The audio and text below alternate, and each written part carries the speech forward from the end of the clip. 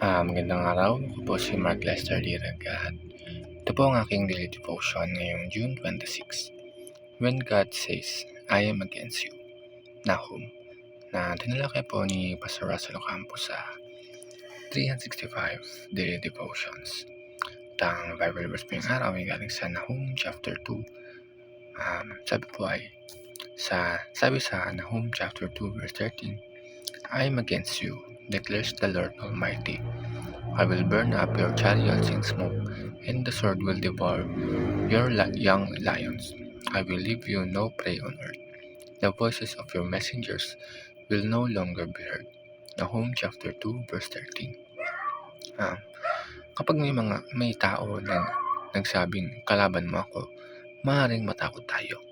Pero isipin natin gaano kaseryoso kung ang Diyos mismo nagsabi ng I am against you. Ito ang nangyari sa Nineveh, ang makapangyarihang lungsod na binanggit sa aklat ng Nahum. Ang Nineveh ay minsan nagsisi noong panahon ni Jonah. Ngunit pagkalipas ng panahon, bumalik sila sa kanilang kasamaan, karahasan at pagmamataas. Dahil dito, ipinahayag ng Diyos ang kanyang hatol laban sa kanila. Ang mensahe ng Nahum ay hindi lamang tungkol sa paghukom.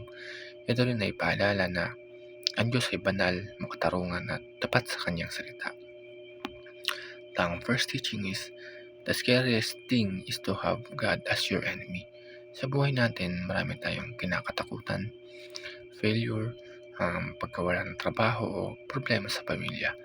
Pero ayon sa Bible, ang pinaka nakakatakot ay ang mamuhay na laban sa Diyos.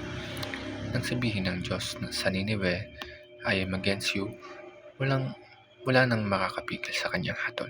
Walang hukbo, walang kayamanan o walang kapangyarihan ang makapagliligtas sa kanila. Ang second teaching, the proud and arrogant are enemies of God. Isa sa mga dahilan kung bakit pumagsak ang Nineveh ay ang kanilang pride at arrogance. Akala nila walang makakatalo sa kanila dahil sa kanilang lakas at tagumpay. Nakalimutan nila ang Diyos.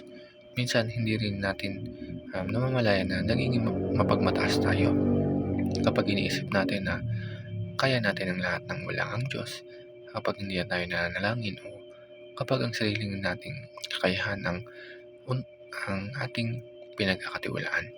Unti-unti tayo nagiging katulad ng Nineveh. Sinasabi ng Biblia na God opposes the proud but gives grace to the humble. Ang pagpapakumbaba ay hindi kahinaan. Ito ay pagkilala na lahat ng meron tayo ay galing sa Diyos. At ang panghuli, the greatest blessing is to have God on your side. Kung ang pinaka nakakatakot ay magkaroon ng Diyos bilang kaaway, ang pinakadakilang pagpapala naman ay ang makasama ang Diyos.